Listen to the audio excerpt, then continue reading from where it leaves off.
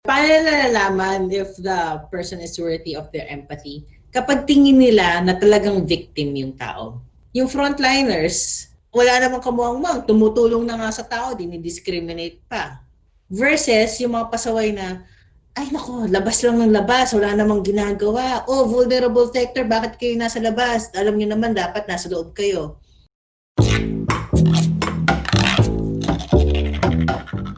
Hello, this is Give a Hoot. I'm Oya. I'm Joza. And I'm Mika. We are Wise Owl. Wise Owl is a consultancy firm that specializes in communication for social change. In the last few episodes, we talked about communication in a time of crisis and the importance of conveying hope during COVID-19. Today, we continue to deal with the pandemic, and certain sectors are harder hit than most. Which is why in this episode, kukumustahin natin ang Masa. We see a lot of clients dealing with the mass market in the work that we do. So alamin natin, how are they coping with COVID-19? We check in on their quality of life, as well as how they see what lies ahead of them. We invited two experts to the discussion. Leo Laroza, the Director of Communication and Information Technology for the Social Weather Stations, or SWS. Yes, I've been with SWS for more than 20 years. Basically, my work involves putting the survey results out to the public. It's Leo's job to make sure the results of these social weather report surveys are released in a way that we can all understand. But they don't do the interpreting for us. They're just, as Leo says, scorekeepers. Our work is founded on the principle that sampling works. Sampling because you only need a small portion of a certain population in order for one to be able to determine how the population is. For example, it's like getting your blood sample. You don't need to get the whole blood to understand what's going on with your blood composition. We make sure that our sampling is sound. We make sure that every single respondent nationwide, or whether it's a small city or the whole country, will get equal chances of getting selected in our surveys. SWS is focused on quantitative research, which takes the pulse of the people at a larger scale. But our second guest is from a firm that specializes in qualitative research. Hi, I'm Wati Doctor. I'm a market researcher for 20 years now. Wati is the president of Thinkscape Research. They do focus group discussions, in-home interviews, ethnographic studies, and in-depth research on everything from automotives to real estate, from finance to the pharmaceutical industry, from politics to social development. So Leo, kumusta nga ba ang Masa ngayong pandemic? Well, we have seen quality of life trends go down significantly. We say this because from December 2019, we already saw the decline in terms of people's optimism with their personal lives. We've already seen its decline from May 2020, and it continued to decline to June, and very soon we'll be releasing reports from the September 2020 survey. We're still analyzing the data, but we see no other reasons for this decline except for the pandemic. People were losing their source of income. They're unable to go out and do their usual economic activities. Transportation has been restricted. So whatever gains that we had over the past 7, 8 years or 6 years, all of those were completely erased by this pandemic.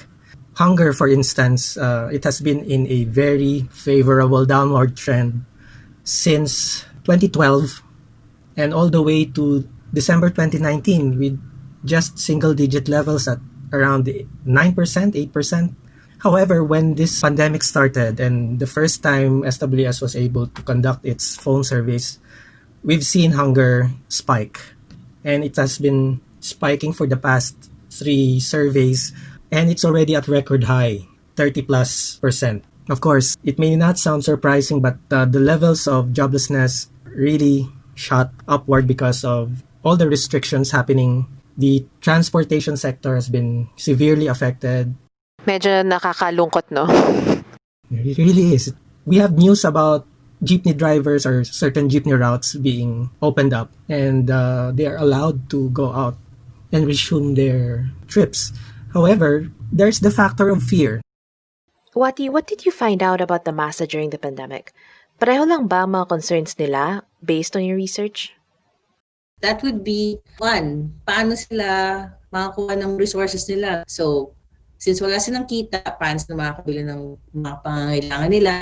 So, yun, naging secondary na lang yung virus kasi tulad ng nakikita natin sa TV, yung mga tao, sinasabi nila, hindi sila mamamatay sa virus, pero mamamatay sila sa gutom. Okay, so tulad ng nabanggit ni Leo, ang concerns ng mga masa ngayon, pagkain at kita. Mapunta naman tayo sa emotional well-being nila. Anong nakita mo, Wati? Honestly, nung nagkaroon ng lockdown, nung nagkaroon ng pandemya, sobrang grabe yung emotions ng mga tao. May takot, may worry, may anger, may depression, may anxiety. Tapos, doon sa mga nakausap namin, they do go online, di ba, sa social media. Pero kasi nakikita rin nila na grabe, ang daming negative rin. Lalo na nung nagkakaroon ng mga issues about yung mga anti-terror law, yung ABS-CBN, yung mga LSI. Ang dami-daming bashing. So there was a time na parang gusto na lang ng mga tao, pwede bang positive na lang, magtulungan na lang tayo. People are looking more for hopeful or inspirational messages. Something that will help them go through the day, go through the week. Ano pa yung ibang siguro mga notable highlights or changes na nakita natin in how Filipino masses are reacting in crisis when they relate to their family or their community or even baka politics? Actually, naramdaman nila may positive and negative. Ano yung positive? Nagkaroon sila ng quality time with their family. Ngayon, sabay-sabay nila sila mag-almusal, pananghalian, hapunan. Kung dati hindi sila nakikita, ngayon magkakasama na sila, di ba? Kung dati wala sila masyadong hobbies, ngayon ang dami na nilang nagagawang hobbies. Marunong na mag-bake, marunong na magluto ng pansit, marunong na mag-ihaw. Tapos ano pa bang nakikita nilang positives? Gumaganda ang environment, mas nagiging malinis. Meron rin nagsabi na bumaba ang crime rate. Kasi nga, lahat ng tao nasa loob, tapos yung mga police nasa labas. Ito yung time na may lockdown. Nakita rin natin may negatives. Negative in the sense na nawala ng kita, nawala ng trabaho, o kaya bumaba ang kita kasi nga nabawasan. Hindi sila pwede magkita-kita ng mga kaibigan, ng mga pamilya, ng lolo at lola. Marami rin silang naramdaman na hindi maganda. Like, yun nga, may times na sumusunod sila pero merong ibang officials na hindi sumusunod tapos hindi naman na paparusahan. Ang sentiment ngayon ng mga tao is hanggang kailan pa ito? Tapos ang sinasabi na lang is maghintay na lang tayo sa vaccine. So lahat ng tao naghihintay na lang sa vaccine. And at the same time, nag-a-adapt na rin sila trying to live with the situation, with the virus. So alam nila yung face mask, yung social distancing, yung alcohol, yung face shields. Pero nag-a-adapt na rin sila na, okay, ito yung kailangan kong gawin kapag lumabas, kapag bumalik ng bahay. Hindi pwedeng nandito lang ako sa bahay kasi kailangan kong kumita, kailangan kong kumayod, kailangan may gawin para matustusan ng pamilya. Do they relate with the outside of the family or talagang focus lang sila sa pamilya? They do relate. Paano? Social media. So dito nila nakukuha yung information about what's happening in the country. And dito rin sila nakakapag-connect with their friends or their relatives. So dito yung nagkakaroon sila ng group chats, Viber groups, FB groups. Do they discuss mga larger issues, mga political issues or social issues, or maybe the kind of government response to the pandemic? There would be some people who would discuss about it.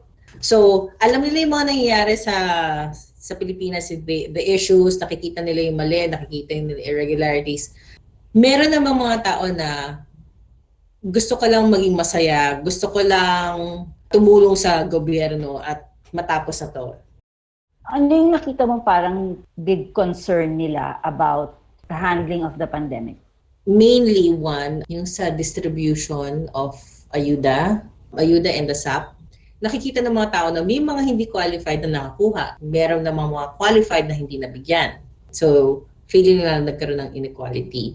May mga respondents na naka-witness talaga at naramdaman nila yon. Naramdaman nila or naramdaman ng mga kamag-anak nila at kaibigan. They were the ones who were able to voice out their concerns. So, pinuntahan si barangay official or si barangay hall, kinausap or nag-post sa social media. Sila talaga yung gumawa ng action to help those na feeling nila dapat naman talagang tulungan. So given yung parang concerns nila ngayon like hunger, jobs, how do they see their future? Generally, may uncertainty sila and takot. Hindi nila alam kung saan sila patutungo. Nag-explore sila kasi nakita natin na nagkaroon ng rise in online businesses, di ba? So maraming nag-online business ngayon via Facebook.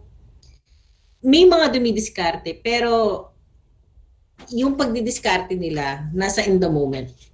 Parang ito yung kailangan kong gawin ngayon para may mapagkuhanan. Pero in the future, andyan pa ba yung trabaho ko? May makukuha pa ba akong trabaho? Malaki yung kumbaga, feeling of uncertainty nila. Okay, so now we're in this pandemic and they're doing the best they can. They have worries about paano mangyayari sa kanila. Anong prognosis nila for themselves and the country? Honestly, hindi nila alam. As in, blanco sila. Kasi one, ang unang tanong nila is, kailan ba matatapos to? Kasi hanggang sa meron tayong pandemya, hanggang sa merong COVID, saan ako pupunta? Wala naman akong trabaho. Or baka pwede ako mawala ng trabaho. So, they are in limbo. Which is why medyo nagde-despair na rin sila. Kasi hanggang saan nga ba talaga to? And they are already hoping na sana meron ng vaccine, sana meron ng vaccine. Pero, syempre, andun pa rin yung, kailan ba narating yung vaccine na yan? They pin their hopes on the vaccine. Kapag nagka-vaccine na, do they think everything will be back to the usual, the normal? Yes, they are hoping that.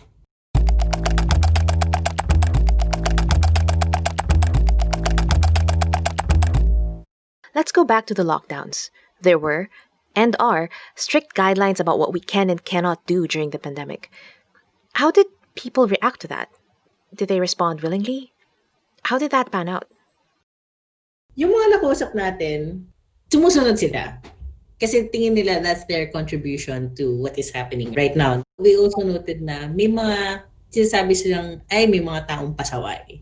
Okay, may mga tao kasi na tingin nila, tumatagal ang lockdown dahil may mga pasaway. Right? Yung mga pasaway na ito, kung titignan mo naman is, may mga rason kung bakit sila lumalabas. Kasi nga kailangan nila magtrabaho.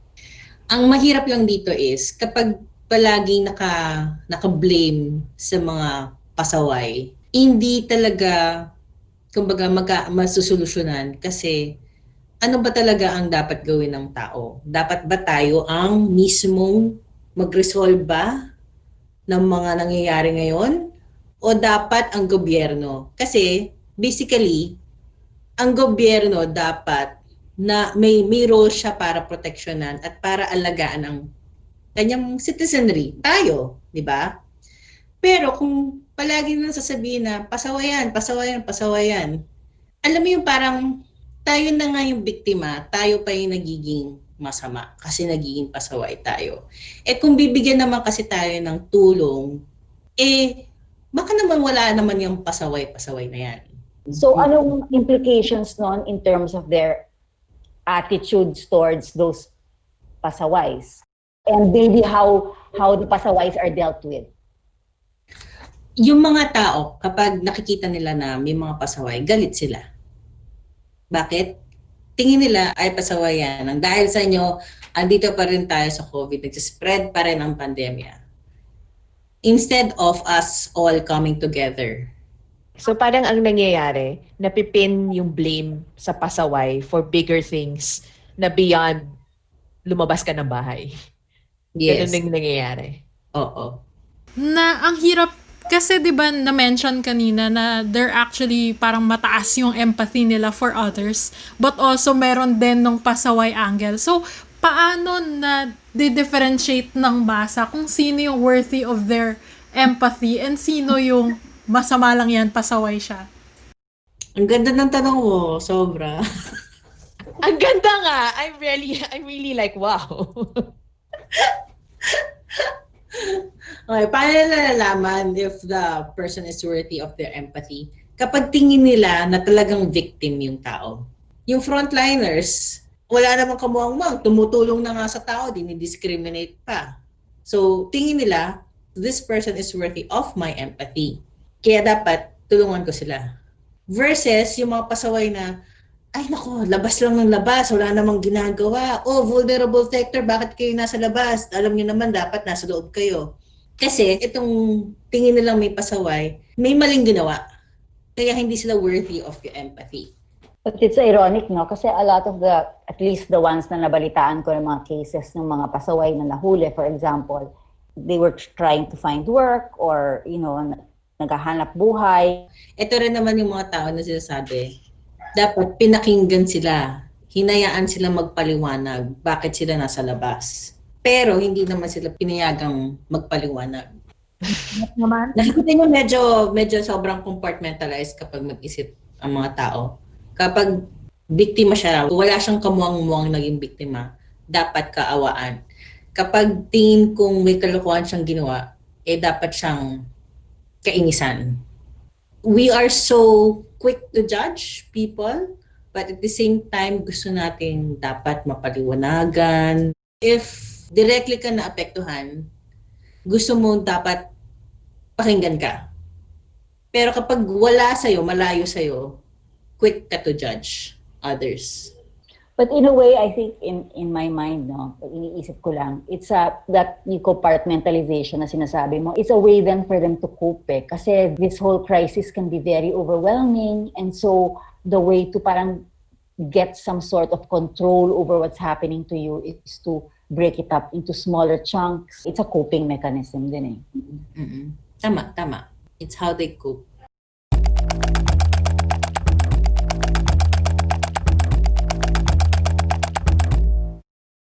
Wati, meron din akong mga naririnig at nababalitaan na may mga tao naman na talagang tumutulong, nag-launch ng mga donation drive para makatulong sa frontliners or mga feeding program for like poor communities, mga ganyan. Ang sinasabi mo ba, hindi iyan yung the norm? Yeah, it's not most people. Meron lang talaga these exceptional people who would be able to, kumbaga, organize groups and do donation drives or magkaroon ng mga grupo na para sa specific purposes na makatulong. Pero mas maraming tao who would just do something on their own dahil gusto nilang tumulong. So mas marami yung individual na talagang na tumutulong versus yung organized groups. I see it now as a challenge kasi if it's not the norm, therefore as a communicator and also somebody who wants to see social change happen, paano ko maitatawid yung ganong thinking, yung mga tao, yung karamihan, towards that sort of thinking and that sort of action na mas tumutulong kapag may nangangailangan? Yes, it's a challenge mainly because, at least yung nakita ko nung lockdown at saka ng pandemic, hindi alam ng mga tao kung saan sila magbibigay, saan sila pupunta. Tapos kapag meron sila nakita na, itong grupo na to, like yung, ito nakita ko sa Facebook, yung mga nun daw sa Monasterio de Santa Clara, wala na raw bigas. So on their own, yung mga tao pumunta doon at nagbigay ng bigas. Pero was there an organized group? Wala. Kasi basically, hindi nila alam kung saan pupunta at sino ko kontakin. Andun yung gusto nila, pero the steps to achieve that or the steps to go to a group, wala. So yun yung importante. Yun yung parang missing part na Yes. kahit it might be they wanna help pero hindi nila alam kung paano at saka saan, mga ganyan. Exactly.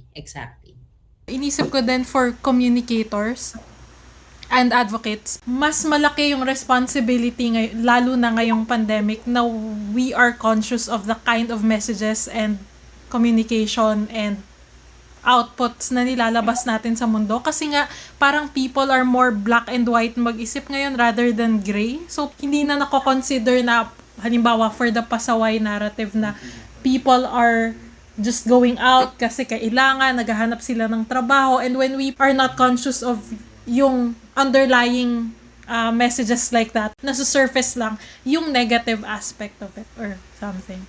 And also, the point nga on basically being very, very clear if you do have an advocacy, what your call to action is, and being very clear about the steps that can be done by people.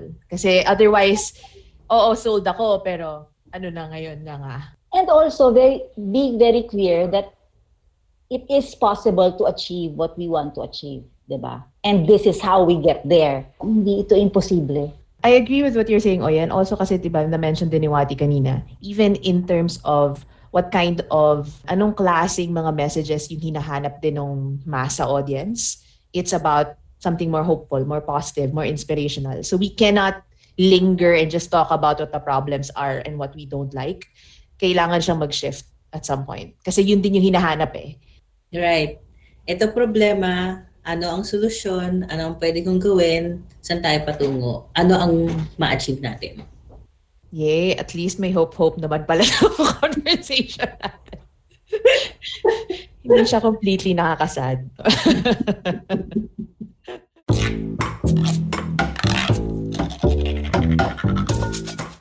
And that was the first of 3 episodes of Give a Hoot that we'll be dedicating to the Masa. Next, we'll talk about who the Masa is and why we need to talk about them. We'll also tackle the way they consume and use media, as well as their values and beliefs. Thanks again to our guests Leo Laroza and Wati Doctor, and to the people who made this possible, specifically Puma Podcast, The Spark Project, and our backers. Shout out to our producer Trisha Kino, our sound guy Marcus Elian, and our audio editor Nico Balante. I'm Oya. I'm Joza. And I'm Mika. And look for Wise Owl PH on Facebook, LinkedIn, Twitter, and Medium. You can visit our website, wiseowl.ph, and we'd love to hear from you. Send your feedback to hoot@wiseowl.ph. Use your voice. Give a hoot.